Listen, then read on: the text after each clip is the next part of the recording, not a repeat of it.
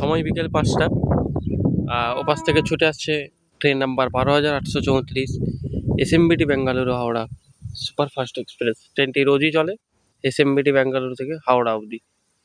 হাওড়ায় যে আজকে হাওড়া পৌঁছে আজকেই ঘুরে আসবে ব্যাঙ্গালোরের পথে। সেকেন্ডারি মেনটেন্স হয় হাওড়া জংশন, WP7 লিডিংয়ে আছে। SMBT Bengaluru Howrah superfast express.